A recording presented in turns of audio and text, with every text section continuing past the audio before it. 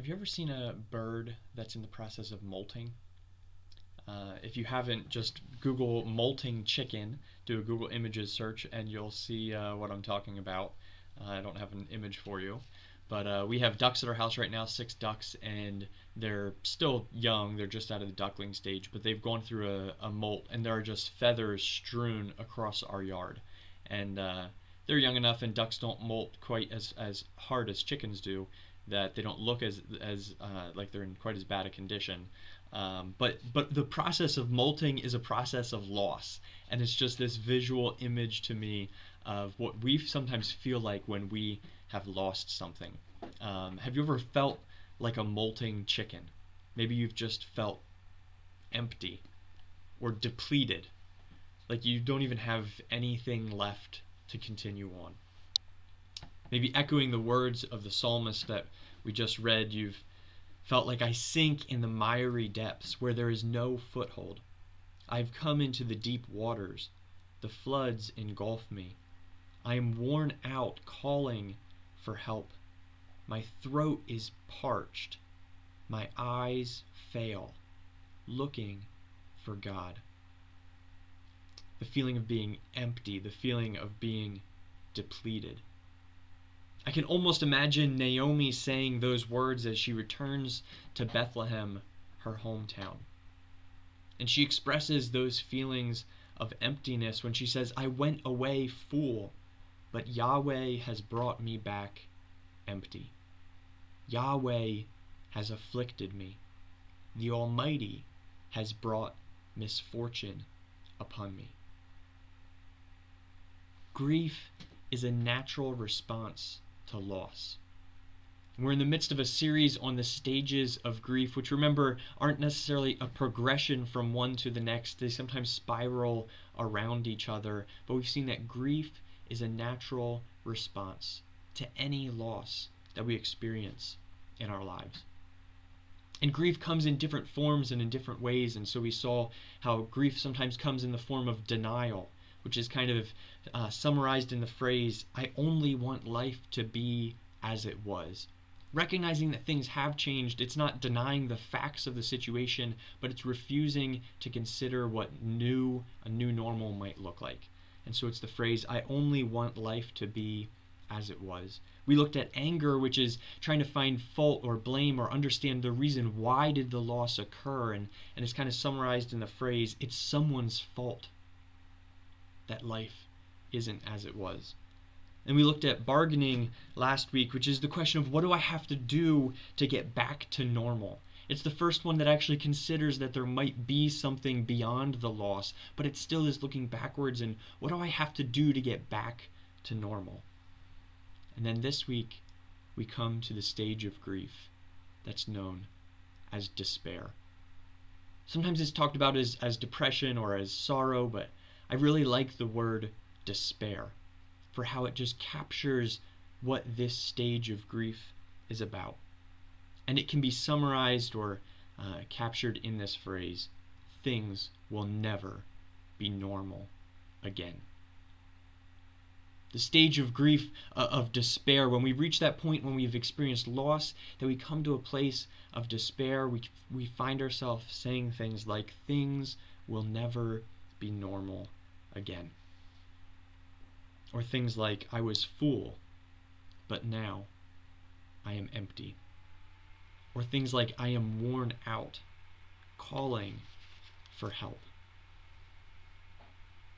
This morning we're picking up the story of Naomi, or Mara, near the end of her life. But interestingly, it's near the beginning of the book.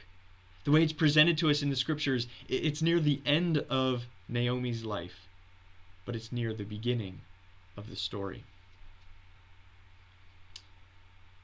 Naomi has had a difficult life. She lost her home, her traditions, and her people because of a famine. Her and her husband moved to a faraway land, to Moab, where they raised their family. And then she lost her husband and her sons through death. And it looks like for all three of them, probably premature death. They died younger than they should have. And in that, she lost her expectations for children and for grandchildren, for a family, for her name to be carried on throughout time, which is something that still is important to many today, but in their time would have been even more important, the idea of creating children to carry on a family name. And so Naomi returns home empty-handed. And we pick up the story. We read this in Ruth chapter 1, verse 19. So the two women went on until they came to Bethlehem. When they arrived in Bethlehem, the whole town was stirred because of them. And the women exclaimed, "Can this be Naomi?" Now the NIV goes really light on the way that it translates this term, and they translate it fine. But this word stirred, it can mean a number of different things. But one commentator suggests that a better translation would be to say it echoed with excitement. There's a sense of excitement or disturbance, not just that a stirring, but when Naomi comes into the city of Bethlehem, the town of Bethlehem, we don't know exactly how large it would have been at the time, everybody knew about it. And the city was talking about it, the way that things have rippled through our society in the last number of months. And there's a stir, there's an excitement, there maybe is other emotions that go along with it, but everybody knows about what's happening. When Naomi returned to Bethlehem, everybody knew that she had come back. And they were excited about it. They were exclaiming about it. And the commentator goes on to say, one imagines excited citizens scurrying about the streets, shouting the good news to others, who then do likewise. The good news, Naomi has returned. Can this be Naomi, who we haven't seen for decades? But we are quickly confronted with the fact that for Naomi, her return felt very different than the way it felt for her community. They were excited to see her. They were excited to receive her. But Naomi had gone away full. And she felt like she was returning empty. And in this we see that grief is oftentimes complicated. Sometimes there's multiple emotions happening at the same time. Sometimes when somebody passes away, the common, what the community is saying is we're so relieved that this person passed because they're no longer suffering. And that might be true. But maybe for me as an individual, I'm still experiencing sorrow. I'm maybe even experiencing despair. And so grief is complicated. Sometimes we hold multiple emotions in tension with each other at the same time. Many times when we experience loss, and when it's loss that does impact more than just one person, we grieve as a community. We experience grief as a community. We gather for celebrations and for funerals and ways of remembering and processing. But as we grieve as a community, we also grieve as individuals. And each of us sometimes experience that grief in different ways. And so grief is complicated. It's not easy to understand. Sometimes it's not easy to communicate. Sometimes we say the wrong thing. I mean, the people in the city, as Naomi's coming back and they're exclaiming, "Can this be Naomi?" And you can almost imagine they're excited and they can't believe it, and they don't know her story. They don't know what all has taken place. And maybe when they start to realize it, they feel like they put their foot in their mouth a little bit, because grief is complicated. It's also possible to have deep sorrow and faith mixed together. Naomi expressing deep sorrow at what she has received from God, but yet she chooses to return. Naomi who is feeling this emptiness and this pain, but still goes back to her own people, where she'll be reminded every day of her husband who did not return with her. Grief is complicated, and loss brings sometimes deep sorrow.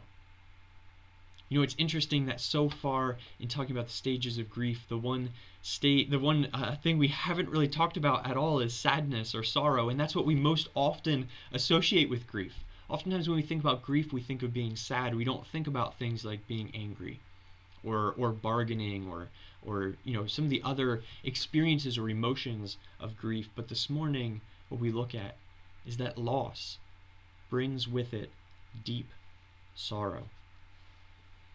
The interesting thing is that even though we most often think about grief being expressed through sorrow, I've found for myself personally, and I've seen in other people, that it's also a lot of times the emotion that we're most afraid to express. Even though we associate grief with sorrow when we've lost something, and it could be anything, whether that's losing a family member or losing a job or losing an important relationship or whatever it happens to be, we oftentimes are afraid of expressing our sadness. We're afraid that somebody's going to accuse us of overdoing it, or of making too big of a deal out of it, or being dramatic, or doubting God. Sometimes we're afraid that our expressions of sorrow and sadness will be seen as doubt and as a lack of faith. But loss brings with it deep sorrow, and it's not wrong to be sad.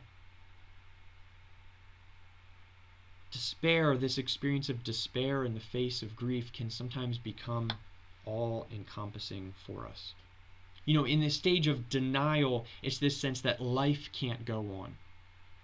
But in the stage of despair, we recognize that life will go on, but it's the belief that things could never become or feel normal again.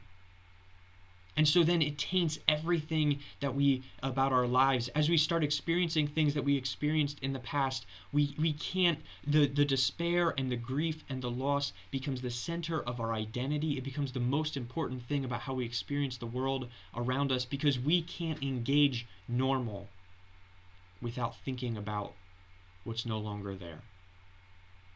And so despair is this belief that things will never be normal again. This is what we read as Naomi comes back into her city, and as she is being greeted and there's excitement about her return. And she says, "Don't call me Naomi," which means lovely or pleasant. She told them, "Call me Mara," which means bitter, because the Almighty has made my life bitter. I went away full, but Yahweh has brought me back empty. Why call me Naomi? The Lord has afflicted me. The Almighty has brought misfortune upon me.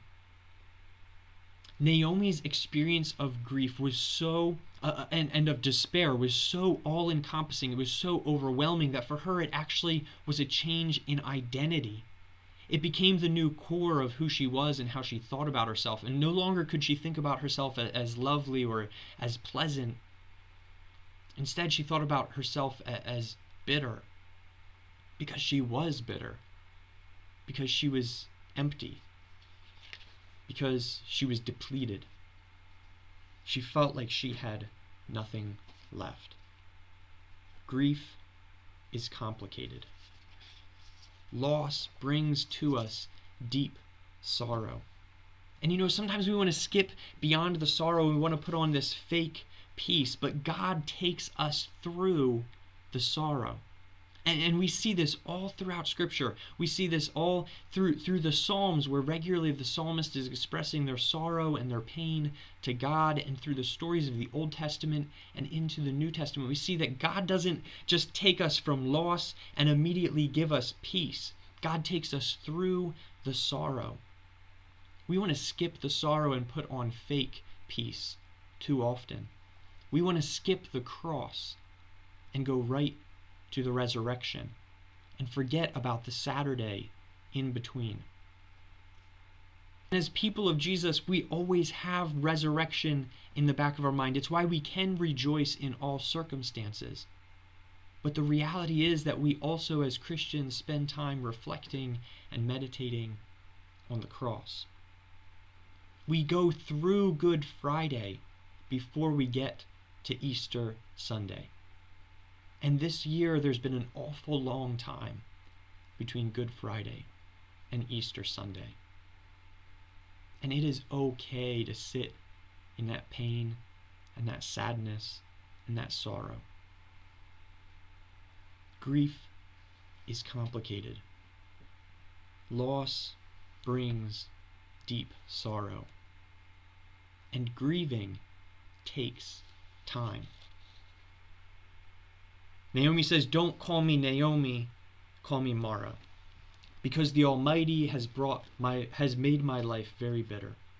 I went away full, but the Lord has brought me back empty. Why call me Naomi? The Lord has afflicted me. The Almighty has brought misfortune upon me." And so Naomi returned from Moab, accompanied by Ruth the Moabite, her daughter-in-law, arriving in Bethlehem as the barley harvest was beginning. Naomi was struck to her core. Bitter sorrow had come to define her, but yet she returned. She returned to God. She returned to her people. She wasn't happy. We maybe would have accused her of lacking faith, just like Job's friends when they came and accused him. But God saw the picture differently. And we read, the barley harvest was beginning. Despair says things will never return to normal again, but God says the barley harvest is beginning. And if you know the story of Ruth, you know that it's in that barley harvest that Ruth finds a new husband, Boaz. That it's in that barley harvest that Ruth receives a son. And that it's in that barley harvest that Naomi becomes the great-great-grandmother of King David. Don't call me Naomi, call me Mara or bitter, because the Almighty has made my life very bitter. I went away full, but I've come back empty, depleted. Why call me Naomi? The Lord has afflicted me. The Almighty has brought misfortune upon me. So Naomi returned. In this state, Naomi returned. Naomi returned to her people. Naomi returned to God, arriving in Bethlehem as the barley harvest was beginning. Despair says things will never return to normal again, but God says the barley harvest is just beginning. Despair says the cross is permanent, but God says Easter Sunday is coming. God was working Naomi's salvation in the midst of her sadness. God was working Naomi's salvation in the midst of her sadness.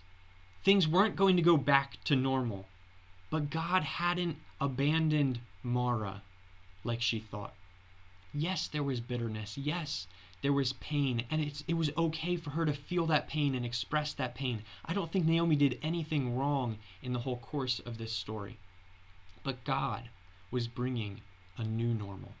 And in that new normal, a Gentile would become the ancestor of David, who was the ancestor of Christ.